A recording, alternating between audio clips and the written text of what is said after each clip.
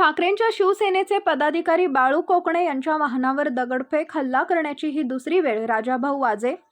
ठाकरेंच्या शिवसेनेचे पदाधिकारी बाळू कोकणे यांच्या वाहनावर अज्ञात व्यक्तीने दगडफेक करत हल्ला करण्याचा प्रयत्न केला.